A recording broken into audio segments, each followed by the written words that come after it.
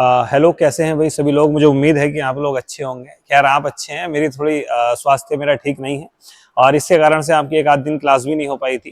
खैर, आपको पता होगा कि हम उत्तराखंड के इतिहास की चर्चा कर रहे हैं और इतिहास में हमारे अभी तक लगभग 5 लेक्चर हो चुके हैं और जिसमें हमने चंद को कंप्लीट किया है।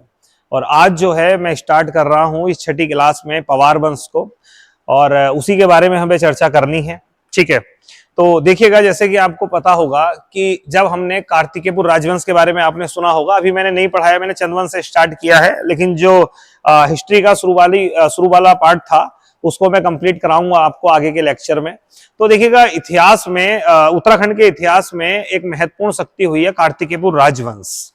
शुरू में जो इनका मेन केंद्र था वो जोशीमठ में था और बाद में किसी कारण से इनकी राजधानी चेंज हो गई थी, कत्यूरी घाटी में पहुंच गई थी, जिस कारण से इन्हें कत्यूरी वंश के नाम से जाना गया। और वो समय वो था कि जिस समय उत्तराखंड में कत्यूरियों का बोलबाला था। समय के साथ में कत्यूरी वंश का पतन हो गया और धीरे धीरे कत्यूरी वंश जो है वो आपके छोटे छोटे राज्यों में बढ़ गया। और उसी समय उत्तराखंड में दो शक्तियों का उदय हुआ, एक कुमाऊं क्षेत्र में जिसे हम चंद वंश के नाम से जानते हैं और एक गढ़वाल क्षेत्र में जिसे हम पवार वंश के नाम से जानते हैं। और जहां तक मुझे लगता है कि चंदवंश के बारे में जितने भी शासक थे वो हम चर्चा कर चुके थे और उनकी लास्ट वाली क्लास में हमने देखी थी चंदों की व्यवस्था, यानी प्रशासनिक व्यवस्था, न्याय व्यवस्था और गुप्तचर व्यवस्था, उनकी भूराजस्व व्यवस्था यानी कर व्यवस्था। आज हमें बात करनी है पवार शासकों के बारे में और स्लाइड का थोड़ा सा जो है वो मैंने डिजाइन चेंज भी किया है जिससे कि आप लोग इसे आराम से पीडीएफ के फॉर्म में निकलवा सकें और पढ़ सकें। तो आज का टॉपिक हम शुरू करते हैं। हम बात करते हैं पवार वंश के बारे में। तो जैसे कि मैंने आपको बताया कि कत्यूरी राजवंश के पश्चात जो है वो दो शक्तियों का महाउदय हुआ, एक कुमाऊं क्षेत्र में चंद वंश का और गढ़वाल क्षेत्र में पवार वंश का। और हम ये भी जानते हैं कि जिस समय चंद वंश का शासक कीर्ति चंद था और पवार वंश का शासक अजयपाल था, उस समय दोनों के बीच टकराव स्टार्ट हुआ, यानी चंद वंश व पवार वंश के बीच टकराव स्टार्ट हुआ और ये आगे तक चलता रहा, अलग अलग शासकों के बीच में ये होता रहा। और फाइनली लास्ट में एक समय ऐसे आया जब गढ़वाल वंश के शासक की सत्ता स्थापित हो गई आपकी चंद वंश के ऊपर यानी कुमाऊं पर। और फिर कुछ समय के लिए थी वो सत्ता, क्षणिक रूप से हुई थी। उसके बाद में दोबारा से गढ़वाल शासक की पुनर्वापसी हो गई गढ़वाल क्षेत्र में और वहां पर चंद जो वंश था उसका पतन गोरखाओं के द्वारा कर दिया गया और वहां पर जो है वो गोरखा राजवंश की शुरुआत हो गई सन 1790 में। लेकिन आगे किस प्रकार से गोरखा बढ़े और किस प्रकार से उन्होंने पवार वंश को जीता वो हम पढ़ेंगे इस क्लास में। तो शुरुआत करते हैं पवार वंश की। तो देखिएगा, जो पवार वंश की स्थापना हुई थी उसका जो समय माना जाता है वो माना जाता है लगभग 888 ईस्वी, यानी लगभग 888 ईस्वी के पास आसपास जो है वो स्थापना हुई है पवार वंश की। तो गढ़वाल की क्या स्थिति थी उसको हम समझते हैं। कत्यूरी राजवंश के बाद गढ़वाल क्षेत्र में अलग अलग गढ़ों का उदय हुआ। गढ़ मतलब छोटे छोटे राज्य जिनके अपने किले होते थे, अपनी अपनी छोटी रियासतें होती थी और ऐसे लगभग गढ़वाल क्षेत्र में 52 गढ़ थे। और उन्हीं में से एक गढ़ था जिसका नाम था चांदपुर गढ़, बड़ा फेमस था और यहाँ के शासक का नाम था भानु प्रताप, जिसे सोनपाल के नाम से भी जाना जाता है। अब ये जो शासक था यहाँ का चांदपुर गढ़ का, कहते हैं कि इसी की एक पुत्री थी और उससे विवाह हुआ था एक व्यक्ति का जिसका नाम था कनकपाल। अब कनकपाल के बारे में काफी मतभेद है कि भाई कनकपाल कहाँ से था। तो कुछ कहते हैं कि कनकपाल जो था ये परमार वंश का शासक था, बेसिकली मालवा के ये शासक बागपति प्रथम का भाई था। तो अब क्या था क्या नहीं, लेकिन एक बात तो क्लियर है कि जो कनकपाल था उसकी शादी हुई थी चांदपुर गढ़ के जो शासक थे भानु प्रताप उनकी पुत्री से और विवाह के पश्चात कनकपाल ने जो है वो इस वंश की गढ़वाल क्षेत्र में नींव रखी और नींव रखने के बाद आगे ये पवार वंश शुरू हो गया, यानी पवार वंश की सत्ता जो है वो शुरू हो गई। तो उसी दिशा में हम लोग बात करते हैं मेन पॉइंट पर, इंपोर्टेंट पॉइंट पर। ठीक है, तो हुआ क्या, कत्यूरियों के बाद में जो पूर्वी कत्यूरी राज्य है वो कुमाऊं मंडल में स्थापित हुए और जो पश्चिमी कत्यूरी राज्य थे यानी छोटे छोटे राज्य वो कहां पर स्थापित हुए, आपके गढ़वाल मंडल में स्थापित हुए। बेसिकली जो गढ़वाल क्षेत्र था वहां पर छोटे छोटे गढ़ हुआ करते थे जिनकी संख्या लगभग 52 थी, यानी 52 छोटी छोटी रियासतें थी। और इन 52 गढ़ों में से सबसे महत्वपूर्ण जो गढ़ था उसका नाम था चांदपुर गढ़, यानी 52 गढ़ों में से सबसे महत्वपूर्ण था चांदपुर गढ़ और इसी के एक शासक थे, राजा थे जिनका नाम था भानु प्रताप। लगभग 887 ईस्वी में थार का परमार वंशीय शासक कनकपाल ये ऐसे कुछ इतिहासकार लिंक निकालते हैं कि इनका जो संबंध रहा है वो बेसिकली गुजरात से रहा है, और कहते हैं कि ये जो कनकपाल थे ये मालवा के एक शासक हुए हैं जिनका नाम था बागपति प्रथम, उसके भाई थे, और इन्हीं का विवाह हुआ था भानु प्रताप यानी सोनपाल के दरबार में आए थे, और इनका विवाह जो है वो भानु प्रताप की पुत्री से हुआ था, और उसके बाद में फिर कनकपाल के द्वारा परमार वंश की नींव गढ़वाल में डाली गई थी। तो ये 2-3 फैक्ट एटलीस्ट आप याद रख लीजिएगा, यह आपसे पूछ सकता है। अब बात यह आती है, क्या कनकपाल ही परमार वंश का शासक था, परमार वंश का शासक था? बिल्कुल था, क्योंकि हमें एक अभिलेख प्राप्त हुआ है जिसे चांदपुर गढ़ शिलालेख के नाम से जानते हैं, और ये जो चांदपुर गढ़ शिलालेख है इससे कनकपाल की जानकारी और तिथि की जानकारी से ये पता चलता है कि यही जो है वो पहला शासक था जिसने पवार वंश की नींव रखी, जिसने परवार वंश की नींव रखी गढ़वाल क्षेत्र में। तो बेसिकली अगर आपसे पूछा जाए कि पवार वंश का संस्थापक कौन था, तो ये कनकपाल था। मूल रूप से मालवा के शासक बागपति प्रथम का भाई था।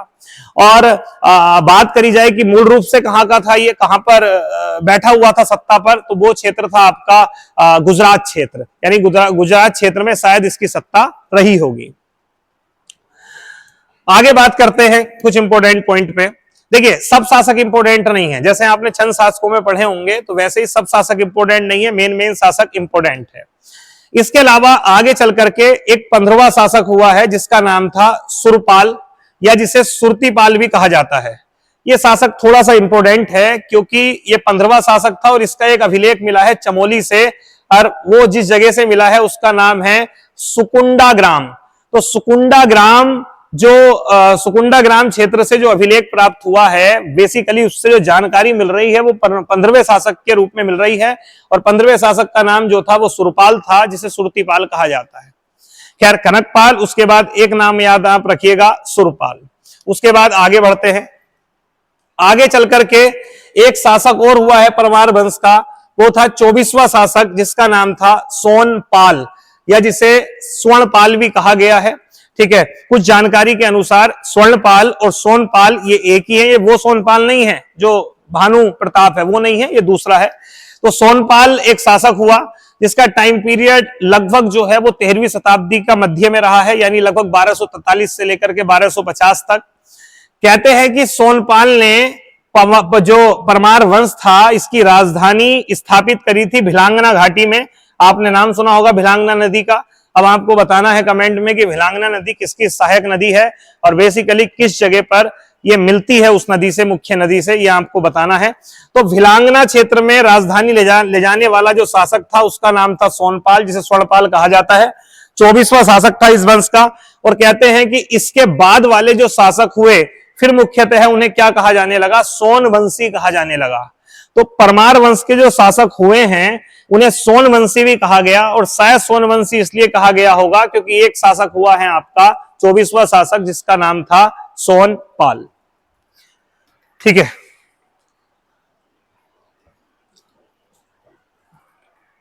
अब कुछ और शासकों के बारे में बात कर लेते हैं, जिसमें एक शासक है आपका लखनदेव, या जिसे लखनदेव कहा जाता है। बेसिकली जो नाम है वो है आपका लखनदेव, नाम कह सकते हैं लखनदेव। तो परमार वंश का एक शासक हुआ है लखनदेव, जो कि 28वां राजा था। यहां से डायरेक्ट क्वेश्चन पूछ सकता है कि लखनदेव किस वंश का शासक था, परमार वंश का शासक था। अभी तक मैंने आपको कितने शासक बताए हैं, एक तो कनकपाल बता दिया, उसके बाद एक 15वां शासक बताया है जिसका नाम सुरपाल या जिसका नाम सुरतीपाल था। उसके बाद में एक 24वां शासक बताया है जिसका नाम सोनपाल था, जिसके कारण से आगे के उत्तराधिकारियों को सोनवंशी कहा गया, जिसने भिलांगना नदी क्षेत्र में राजधानी स्थापित करी थी। और इसके बाद में एक शासक 28वां राजा बना है जिसका नाम है लखनदेव। लखनदेव क्यों महत्वपूर्ण है? क्योंकि हमें लखनदेव की एक मुद्रा प्राप्त हुई है कि इसने एक मुद्रा चलाई होगी शायद, और उस पर बेसिकली नाम लिखा हुआ है लखनदेव। अब इससे यह प्रतीत होता है कि शायद इस समय परमार वंश इतनी शक्ति में आ चुका था, इतनी पावर में आ चुका था कि वहां के शासकों ने उनके शासकों को मुद्रा चलाने का अधिकार था, यानी एक व्यापक क्षेत्र में वो स्थापित हो चुके थे, साम्राज्य विस्तार उनका काफी हो चुका था। तो ये बात हमें किससे पता चल जाती है? एक मुद्रा से, एक ताम्र मुद्रा हमें प्राप्त हुई है, वो इसी शासक की है, और जिस पर नागरी में लिखा हुआ है आपका लखनदेव।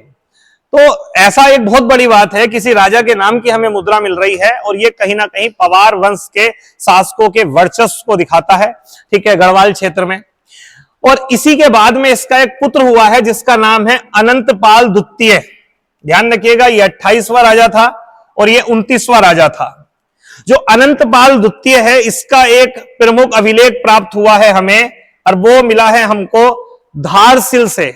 यानी एक जगह है आपका धारसिल, धारसिल से एक अभिलेख प्राप्त हुआ है जिसे धारसिल शिलालेख कहते हैं। ये इंपॉर्टेंट है, इस पे 3 स्टार लगा लेना कि बेसिकली धारसिल शिलालेख से हमें किन शासकों के नाम मिलते हैं, पवार वंश के शासकों के नाम मिलते हैं। और मजे की बात यह दोनों के ही मिल रहे हैं, अनंतपाल द्वितीय का भी और इसके पिता लखनदेव, क्योंकि वो 28वां शासक था और ये 29वां शासक था। मैं रिपीट कर रहा हूं, सबसे पहले हमने कनकपाल के बारे में बात करी, उसके बाद सुरपाल के बारे में बात करी, उसके बाद में फिर हमने सोनपाल के बारे में बात करी, उसके बाद में फिर लखनदेव के बारे में बात करी, और लखनदेव के बाद जो अगला शासक हुआ है वो हुआ है अनंतपाल द्वितीय।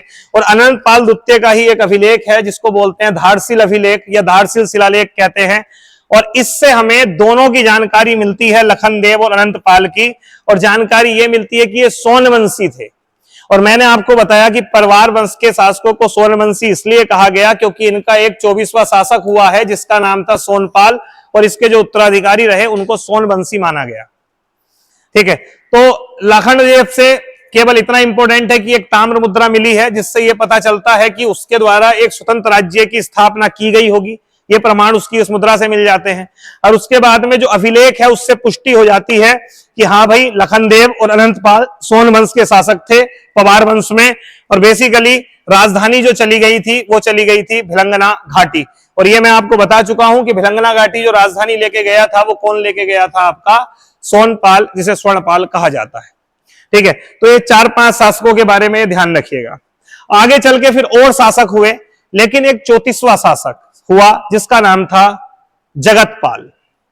ठीक है, एक शासक हुआ जगतपाल जो 34वां राजा था। जगतपाल से क्या पता चलता है, बेसिकली हमें साम्राज्य विस्तार के बारे में पता चलता है कि गढ़वाल का एक काफी बड़ा भाग, यानी देवप्रयाग के आसपास का भाग जो था वो सब इन पवार वंश के अधीन आ चुका था।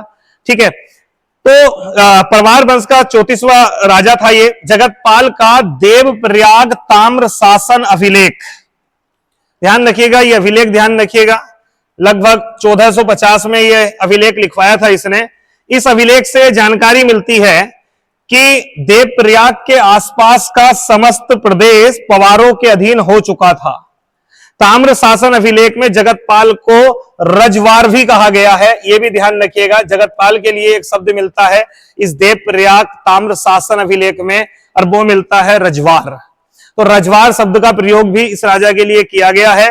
ताम्र शासन में जगतपाल द्वारा वैष्णव मंदिरों की पूजा प्रबंधन हेतु भूमि दान का भी उल्लेख किया गया है।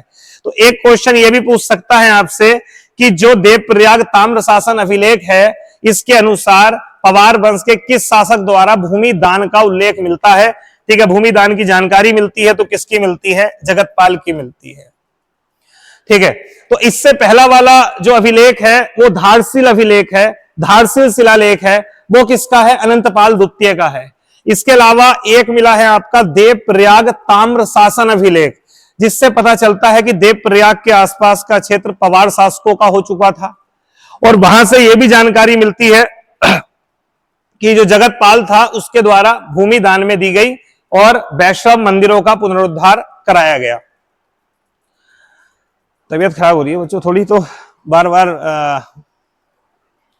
मुंह सूख रहा है।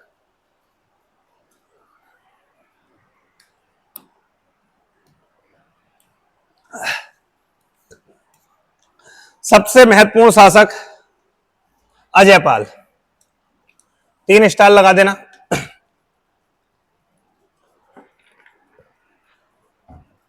तीन स्टार।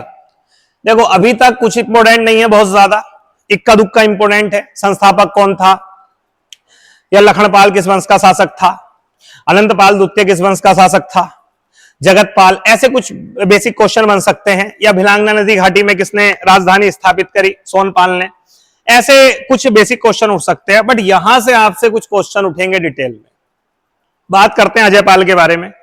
सबसे पहला क्वेश्चन, अजयपाल वास्तविक संस्थापक माना जाता है इस वंश का। जैसे आपने देखा होगा चंद वंश का जो वास्तविक संस्थापक माना जाता था वो थोवर चंद माना जाता है, जो कि 23वां शासक था। लेकिन जो स्थापना करी थी वो सोमचंद ने की थी, राजबुंगे के किले की स्थापना करवाई चंपावत में। तो पहला जो संस्थापक है वो कनकपाल है, लेकिन जो वास्तविक संस्थापक है वो अजयपाल है। तो अजयपाल ने कुछ ऐसा किया होगा, बिल्कुल ऐसा किया। पहली बात तो यह है कि अजयपाल इस राजवंश का 37वां शासक था। 37वां शासक है, ध्यान रखिएगा। चंद वंश में थोवर चंद 23वां शासक था, ये 37वां शासक है जिसने जो है वो स्थापना जो ये पवार वंश था इसका एकीकरण किया। अब क्यों महत्वपूर्ण है, क्यों हम कह रहे हैं, उसका रीजन ये है कि मैंने आपको बताया कि गढ़वाल में 52 गढ़ थे और इन 52 गढ़ों को आपस में जोड़ने का काम जो किया गया वो अजयपाल के द्वारा किया गया। यानी अजयपाल ने क्या किया, वो गढ़ जिन्होंने पवारों की अधीनता स्वीकार नहीं करी, इनकी अधीनस्था स्वीकार नहीं करी, अजयपाल ने वहां पर अभियान किया और युद्ध करके उनको अपने में जोड़ने का प्रयास किया। इसलिए इंपोर्टेंट है अजयपाल, और इसलिए शायद इसे क्या कहा जाता है, वास्तविक संस्थापक कहा जाता है। तो एक एक करके बात करते हैं अजयपाल से। पहला वास्तविक संस्थापक था, इंपोर्टेंट है, ध्यान रखिएगा। दूसरा 37वां राजा था। ये एक इंपोर्टेंट पॉइंट ये भी पूछता है कि अजयपाल के समय दिल्ली का शासक कौन था। तो इस समय दिल्ली में लोधी वंश की सत्ता थी। आपको पता होगा दिल्ली सल्तनत में 5 राजवंश हुए हैं, गुलाम वंश, खिलजी वंश, तुगलक वंश, सैयद वंश, लोधी वंश। लोधी वंश के 3 शासक हुए हैं, बहलोल लोधी, सिकंदर लोधी और इब्राहिम लोधी। इब्राहिम लोधी ही पराजित हुआ था बाबर से पानीपत की प्रथम लड़ाई में। तो यहां पर जो बीच में शासक हुआ है सिकंदर लोधी, लोधी वंश का महान शासक था सिकंदर लोधी। ठीक है, कविताएं लिखने का भी शौक था। आपको यह बताना है कि सिकंदर लोधी जो कविताएं लिखता था वो किस नाम से लिखता था, ये क्वेश्चन आपसे पूछ भी लेता है। तो जो दिल्ली में सिकंदर लोधी बैठा हुआ था, लोधी वंश का शासक, वो इसी का समकालीन था। तो एक इंपोर्टेंट ये भी पॉइंट हो जाता है कि अजयपाल का समकालिक शासक कौन था, तो ये कौन था भाई, सिकंदर लोधी था। ये बात ध्यान रखिएगा, ठीक है। अजयपाल के समकालीन चंपावत का चंद राजा कीर्ति चंद, ये भी मैं आपको बता चुका था। मैंने आपसे कहा था एक चंद शासक हुए हैं जिनका नाम था कीर्ति चंद, और कीर्ति चंद वो शासक था जिसने पहली बार गढ़वाल पर आक्रमण किया, और उस समय गढ़वाल का शासक अजयपाल था। दोनों के बीच में एक लड़ाई हुई जिसे बाधारगढ़ के युद्ध के नाम से जाना जाता है। चंद और पवारों के बीच में ज्यादातर लड़ाइयां जो हुई वो बाधारगढ़ में ही हुई, इसलिए बाधारगढ़ को बेसिकली उत्तराखंड का पानीपत भी कहते हैं। तो पहली जो बाधारगढ़ की लड़ाई हुई थी वो अजयपाल और कीर्ति चंद के बीच हुई थी, जिसमें पहल जो करी थी वो कीर्ति चंद ने ही करी थी। इंपोर्टेंट शासक है कि अजयपाल के समय कौन शासक था चंद वंश का, तो कौन था, कीर्ति चंद। अब एक एक करके बात करते हैं। पहला पॉइंट इंपोर्टेंट है, स्टार लगा लेना। अजयपाल और कीर्ति चंद के मध्य 1491 में बाधारगढ़ का युद्ध हुआ, और बाद में दोनों के बीच में संधि हो गई थी, सुलह हो गई थी, जिसे बाधारगढ़ की संधि के नाम से जाना जाता है। तो एक तो ये इंपोर्टेंट बात थी, ये मैं आपको चंद्रवंश में भी पढ़ा चुका था। इसके अलावा कुछ अजयपाल ने कुछ क्रिएटिव कार्य किए, और वो क्या क्या थे, वो थे राजधानी परिवर्तन के कार्य। बेसिकली अजयपाल ने क्या किया, राजधानी परिवर्तन किया। कहते हैं कि 1512 में ये राजधानी लेके आया, चांदपुरगढ़ राजधानी से लेकर के आया देवलगढ़। देवलगढ़ श्रीनगर के पास में ही पड़ता था, और उसके बाद में यह राजधानी लेके चला गया मेन श्रीनगर। उत्तराखंड वालों को पता होगा कि एक श्रीनगर उत्तराखंड में भी है, गढ़वाल क्षेत्र में। तो ये क्या हुआ, चांदपुरगढ़ से देवलगढ़ राजधानी लेके गया, और फिर आगे चल के 1517 में यह राजधानी लेकर के चला गया श्रीनगर। तो ये दोनों ही बात इंपोर्टेंट है। एक 1512 में राजधानी लेके गया है चांदपुरगढ़ से देवलगढ़, और फिर आगे चल के देवलगढ़ से कहां लेकर के चला गया, श्रीनगर। राजधानी परिवर्तन का जो मेन कारण माना जाता है वो माना जाता है चंदों से टकराव। कहते हैं कि जो श्रीनगर था वो राज्य के बीच में अवस्थित था, जो पवार साम्राज्य था उसके बीच में अवस्थित था, और यहां से जो सुरक्षा की नीति थी वो ज्यादा बेहतर तरीके से अप्लाई की जा सकती थी, यानी बेहतर तरीके से सुरक्षा व्यवस्था की जा सकती थी। इसलिए शायद ये राजधानी परिवर्तन का कार्य किया गया होगा। तो इंपोर्टेंट है राजधानी परिवर्तन जो अजयपाल के समय हुई है, 3 स्टार लगा दे रहा हूं। चांदपुरगढ़ से देवलगढ़ कौन लेके आया, अजयपाल। फिर देवलगढ़ से मेन श्रीनगर को केंद्र किसने बनाया, अजयपाल ने बनाया। दोनों ही इंपोर्टेंट है, सन याद रखिएगा, 3 नहीं 4 स्टार लगा लेना। ठीक, और क्या इंपोर्टेंट बात है, अजयपाल ने देवलगढ़ में एक राजप्रसाद का निर्माण करवाया था। ये क्या होता है भाई, राजप्रसाद। राजप्रसाद होता है राजा का भवन, यानी जो राजा का भवन होता है, राजमहल होता है, उसे राजप्रसादा बोला जाता है या राजप्रसाद कहते हैं। तो सीधी सी बात है, जहां जहां राजधानी परिवर्तित होगी वहां वहां राजप्रसादा बनाया जाएगा, वो चाहे देवलगढ़ हो या श्रीनगर हो। तो दोनों ही जगह राजप्रसाद का निर्माण किसके द्वारा करवाया गया, अजयपाल के द्वारा करवाया गया। और इनकी एक कुलदेवी थी, इंपोर्टेंट है, ये भी ध्यान रखिएगा। अगर आपसे पूछे पवार वंश के शासकों की कुलदेवी कौन सी थी, तो कुलदेवी थी इनकी राज राजेश्वरी। 4 स्टार लगा देना भाई, 3 नहीं 4 बोल रहा हूं, क्वेश्चन पूछ लेता है कि इनकी कुलदेवी का नाम क्या था, राज राजेश्वरी, ये इनकी कुलदेवी थी। ठीक है, विभिन्न धार्मिक अनुष्ठानों पर कुलदेवी की पूजा हुआ करती थी और यहां पर कुलदेवी राज राजेश्वरी की प्रतिष्ठा करवाई गई, यानी पूजा करवाई गई थी जब ये भवन बनाया गया था। तो एक तो कुलदेवी का नाम पूछ सकता है बस, बाकी तो ये तो क्लियर ही है, राजधानी परिवर्तित होगी तो वहां पर एक भवन बनाया जाएगा, यानी राजप्रसाद बनाया जाएगा। देवलगढ़ के बारे में कुछ देख लेते हैं। देवलगढ़ श्रीनगर के समीप पहाड़ी पर स्थित था और बेसिकली क्यों राजधानी ले जाई गई देवलगढ़, इसका एक कारक और भी माना जाता है, और वो ये कि देवलगढ़ जो था वो गोरखनाथ संप्रदाय का केंद्र था। अब गोरखनाथ संप्रदाय से अजय प्रताप का क्या संबंध, अजयपाल का क्या संबंध है? एक्चुअली कहते हैं कि अजयपाल जो था वो गोरखपंथी था, यानी ये जो गोरख संप्रदाय था ये उससे संबंधित था। और देवलगढ़ जो कि श्रीनगर के समीप पहाड़ी पर स्थित था, वहां पर गोरखनाथ पंथ के एक सन्यासी जिनका नाम था सत्यनाथ। 1 मिनट बच्चों, एक कॉल आ रही है शायद, चलिए अभी बात होगी। तो एक सन्यासी सत्यनाथ, उनका आवास स्थल भी था, यानी देवलगढ़ में जो था वो सत्यनाथ का आवास स्थल था। और सत्यनाथ कौन थे, ये गोरखनाथ पंथ के सन्यासी थे। ठीक है, तो वहां पर ये राजधानी लेके गया था अपनी, ये ध्यान रखिएगा। अजयपाल भी गोरखनाथ संप्रदाय का अनुयायी था, इंपोर्टेंट है, एग्जाम में पूछ लेता है कि अजयपाल किस संप्रदाय का अनुयायी था, तो किस संप्रदाय का अनुयायी था, ये गोरखनाथ संप्रदाय का अनुयायी था। अजयपाल गोरखनाथ संप्रदाय के एक पंथ का संस्थापक भी था और उसे गोरखनाथ के 84 सिद्धों में से एक माना जाता है। स्टार लगा देना, ये क्वेश्चन आएगा कि परमार वंश के किस शासक को गोरखनाथ के 84 सिद्धों में से एक माना जाता है। जो गोरख पंथ या गोरख संप्रदाय से संबंधित ग्रंथ हैं, उन ग्रंथों से भी हमें अजयपाल का नाम मिलता है। और कहते हैं जो इस संप्रदाय के 84 सिद्ध लोग थे, पुरुष थे, महापुरुष थे, उनमें से एक नाम जो था वो किसका था, अजयपाल का भी था। हमें ऐसी ही एक जानकारी मिलती है तांत्रिक विद्या के एक ग्रंथ से, और जिसका नाम है साबरी ग्रंथ, इंपोर्टेंट है।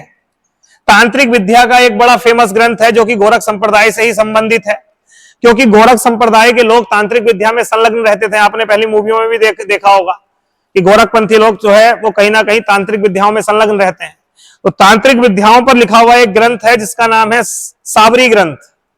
और ये जो साबरी ग्रंथ है, इसमें अजयपाल को आदिनाथ कहा गया है। लगा दो 4 स्टार, इंपोर्टेंट है कि परमार वंश के किस शासक को आदिनाथ की संज्ञा दी जाती है या आदिनाथ उसे कहा गया है, तो किसे कहा गया है, अजयपाल को कहा गया है।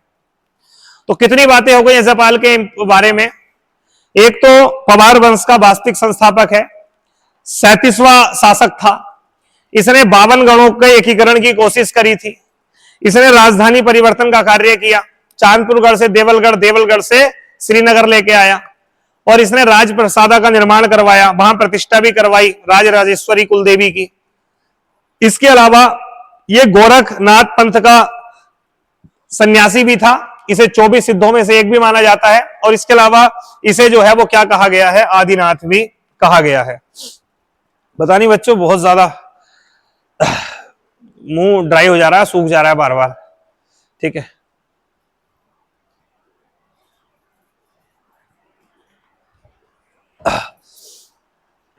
और जो इंपोर्टेंट पॉइंट है, अजयपाल को गढ़वाल का अशोक, नेपोलियन और बिस्मार्क कहा जाता है। अब तीनों ही नाम इंपोर्टेंट है। अशोक के बारे में तो आपको पता होगा, अगर आप एंशिएंट हिस्ट्री में देखेंगे तो जो एंशिएंट हिस्ट्री रही है उसमें मौर्य वंश रहा है, और मौर्य वंश में चंद्रगुप्त मौर्य का पोता था अशोक, तो उसने भी साम्राज्य विस्तार किया था, इसलिए उसे अशोक भी कह देते हैं। और यूरोप में खास करके फ्रांस में यह काम नेपोलियन ने करा था, इसलिए अजयपाल को नेपोलियन भी कहा जाता है। और ऐसे ही एक नाम और सुनते हैं हम बिस्मार्क का, ठीक है, तो बिस्मार्क भी कहा जाता है अजयपाल को। अब आपको बताना है कि किस देश के एकीकरण में बिस्मार्क का योगदान था, यानी बिस्मार्क ने किस देश के एकीकरण में अपनी भूमिका निभाई थी, यह आपको बताना है, ठीक है। नेक्स्ट आगे बढ़ते हैं। नेक्स्ट अगला 3 स्टार लगा लेना। अजयपाल ने एक मापन इकाई चलाई थी, यानी एक बर्तन की शुरुआत करी थी मापने की, ठीक है, जिससे जो है वो आपका अनाज वगैरह ये सब चीजें नापी जाती थी। तो उसने जो है वो एक अनाज मापक हेतु एक इकाई चलाई थी, यानी एक बर्तन था, और उसका नाम था धूलिया पाथा, या इसे आम भाषा में पाथा भी कहा जाता था, पाथा। तो ये धूलिया पाथा अगर आपसे पूछे तो कि किस शासक ने इसकी शुरुआत की थी, तो ये किसने करी थी? अजयपाल ने। और आपको कमेंट बॉक्स में अब ये बताना है कि ये जो पाथा थी, धूलिया पाथा, ये जो बर्तन होता था, बेसिकली ये बर्तन कितने किलो का था, यानी कितने किलो अनाज इसके द्वारा एक बार में मापा जाता था, ये आपको बताना है। नहीं बताएंगे तो मैं नेक्स्ट क्लास में आपसे डिस्कस करूंगा। अब बात करते हैं गढ़वाल के एकीकरण की, किस प्रकार से इसने गढ़वाल का एकीकरण किया, कैसे क्या था। तो अजयपाल पवार वंश का प्रतापी और शक्तिशाली राजा था, जिसने अनेक गढ़ों को जीतकर एक विशाल गणराज्य की स्थापना करी थी, ये तो आपको जानते ही होंगे, और गढ़वाल का एकीकरण करवाया था। इसमें सबसे इंपोर्टेंट जो था एक गढ़ था जिसका नाम था उप्पूगढ़। एक तो उप्पूगढ़ था और एक था कंडारगढ़, ठीक है। जो उप्पूगढ़ था इसका जो शासक था वो था राजा कप्फू चौहान, जिसे कप्फू चौहान लिखा हुआ है, यह है कप्फू चौहान, ठीक है। तो एक उप्पूगढ़ था जिसका राजा था कप्फू चौहान, अपने आप में शक्तिशाली था, पावरफुल था, ठीक है। जिसके स्वाभिमान तथा अजयपाल की उस पर विजय की गाथा गढ़ पवाड़ों में मिलती है। पवाड़े क्या होते हैं? जो महान शासक हुए हैं गढ़वाल के, बेसिकली उनसे संबंधित जो गायन किया जाता है, जो कहानियां सुनाई जाती हैं, गाकर के सुनाई जाती हैं, उन्हें हम पवाड़े कहते हैं। तो पवाड़े जो हैं, जो भी वीर वीरांगना हुए हैं उनसे संबंधित होती हैं, खास करके राजाओं से, रानियों से संबंधित होती हैं। तो कहते हैं कि अजयपाल ने हराया था उप्पूगढ़ के शासक कप्फू चौहान को, और ऐसी पवाड़ों में कहानियां मिलती हैं इनके बारे में, इनकी वीर गाथाओं के बारे में, कि किस प्रकार से अजयपाल ने हराया, क्या था, वो सब हमें जानकारी मिलती है, ये बात ध्यान रखिएगा। यहां पर एक बात और है, बेसिकली 2 स्टेटमेंट हैं जो कि इन दोनों से ही जुड़े हुए हैं, अजयपाल से और कप्फू चौहान से। एक स्टेटमेंट है, मैं पशुओं में शेर की तरह और पक्षियों में गरुड़ की तरह हूं, ये किसने कहा था? ये कप्फू चौहान ने कहा था। स्टार लगा देना 2। मैं पशुओं में शेर के समान और पक्षियों में गरुड़ के समान हूं, ये किसने कहा था? कप्फू चौहान ने। और एक स्टेटमेंट बीच में कहा था अजयपाल ने, वीर तुम जीते और मैं हारा, ठीक है। तो ये वीरता को देखते हुए कहा था, बेसिकली वीर तुम जीते और मैं हारा। ये स्टेटमेंट किसका था? अजयपाल का। एग्जाम में दोनों स्टेटमेंट पूछ सकता है, और ये पूछे तो ये ध्यान रखिएगा इनका आंसर क्या होगा। तो एक यहां से क्वेश्चन बन जाता है कि उप्पूगढ़ को जीतने वाला कौन था? वो ये एक कंडारगढ़ था जिसका शासक था नरवीर सिंह कंडारी, कहते हैं उसे भी जो है वो इसने जो है जीतने की कोशिश करी थी अजयपाल ने। अजयपाल एक महान निर्माता था, उसने देवलगढ़ में राजभवन बनवाया था, उसमें कुलदेवी राज राजेश्वरी की स्थापना की थी। मैंने पढ़ा चुका हूं कि एक राजप्रसाद बनवाया था, एक भवन बनवाया था, वहां पर प्रतिष्ठा करवाई थी कुलदेवी की।